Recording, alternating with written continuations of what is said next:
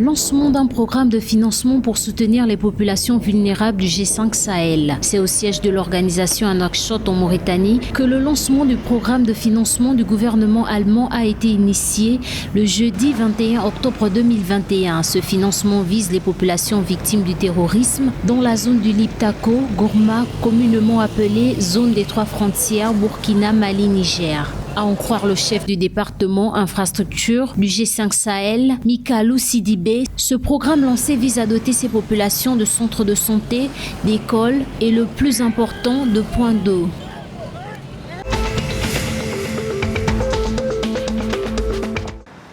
Afin d'évaluer la situation politique au Mali, une délégation du Conseil de sécurité des Nations Unies effectuera les 23 et 24 octobre une visite officielle à Bamako, la capitale. L'annonce a été faite par le ministère malien des Affaires étrangères et de la coopération internationale jeudi 21 octobre. L'objectif principal de cette mission est d'évaluer la situation politique, sécuritaire, humanitaire, des droits de l'homme, de développement, du calendrier de la transition, entre autres.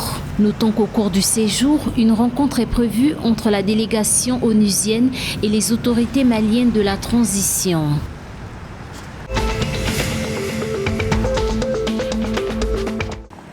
Dans l'optique de mettre fin aux accidents sur l'axe reliant Dakar à Bamako, des aires de repos seront aménagées pour permettre aux chauffeurs de se reposer. Matar Faye, directeur exécutif de l'Association des assureurs du Sénégal, a donné l'information le jeudi 21 octobre à Dakar, la capitale. Matar Faye a assuré que le bureau était en pourparlers avec les autorités locales des deux pays pour choisir les sites devant abriter ces aires de repos. Car selon lui, la fatigue et la somnolence seraient à l'origine de 80% des accidents de la circulation sur le corridor Dakar-Bamako.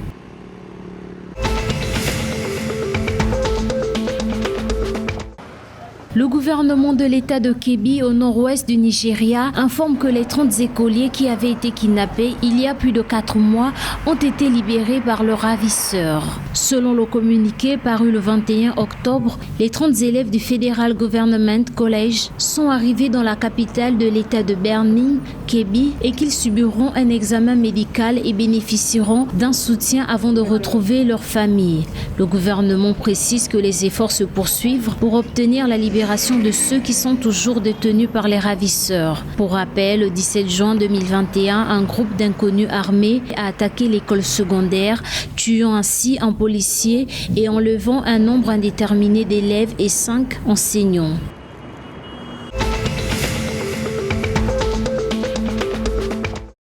Au Togo, Yawa Digbodi Tsegan, président de l'Assemblée nationale, a présidé l'ouverture du 4e sommet mondial des filles. Sous la présence officielle de la première dame du Burkina Faso, Sika Vovor Kaboré, les travaux du 4e sommet mondial des filles permettront aux participants venus du monde entier de créer, canaliser et dynamiser un mouvement mondial en faveur des droits des filles.